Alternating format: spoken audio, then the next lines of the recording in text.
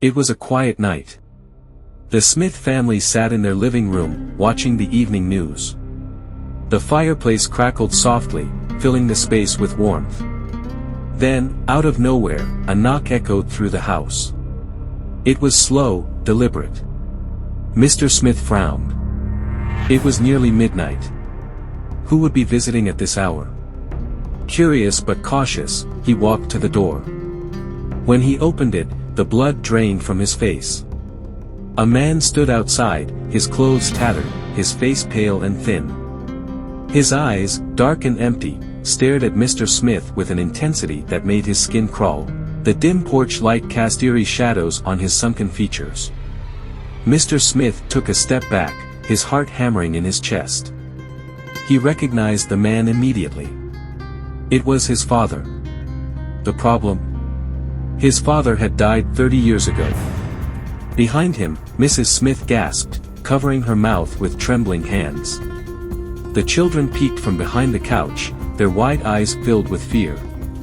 You can't be here," Mr. Smith stammered. The man tilted his head slightly, his lips curling into a faint, unsettling smile. "Why not?" His voice was dry, hollow, like dead leaves rustling in the wind. Mr. Smith felt paralyzed. He had been at his father's funeral.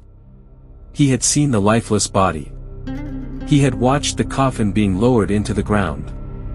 Yet here he was, standing on their doorstep. A gust of cold air rushed past, carrying with it the scent of damp earth and decay.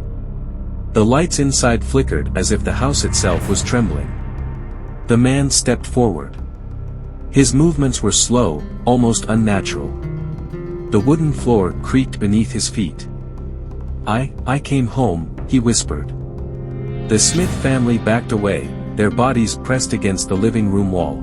The temperature in the room dropped. The air felt thick, suffocating. Mrs. Smith's voice trembled.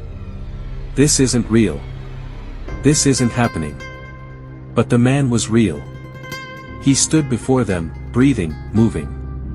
He cast a shadow under the dim light. Police were called. They arrived quickly but hesitated when they saw the man. He showed them his ID. It matched the records perfectly. His fingerprints, his scars, everything was identical. Yet, when they exhumed the grave, his coffin was still there. Sealed. Undisturbed. Inside, his body remained. Rotting. Lifeless. And yet, he sat in the Smith's home, speaking. Blinking. Smiling. Doctors ran tests. Scientists studied him. No logical explanation could be found. The man was alive. But he was also dead. Neighbors whispered. The town spoke of demons, spirits, and curses. The children in school refused to walk past the Smith's house. Mrs. Smith refused to be near him. The children locked their doors at night. Mr. Smith barely slept. One night, young Tommy awoke to a strange sound. A soft, rhythmic tapping. He crept out of bed, heart pounding. The sound led him to the living room. There, in the dim glow of the street lamp, his grandfather sat in the darkness, his back turned to Tommy. He was whispering. Tommy took a shaky step forward. The old man was speaking to something in the corner of the room. A shadow. A writhing, shifting shape that pulsed like a living thing. Tommy's breath caught in his throat. He tried to move, but his body was frozen. Then, the whispering stopped. The old man turned around slowly. His face was wrong. His mouth stretched too wide, his eyes. Hollow black pits. Tommy's scream caught in his throat. The figure in the corner moved. It stretched toward him, tendrils of darkness creeping along the floor. And then, the lights went out.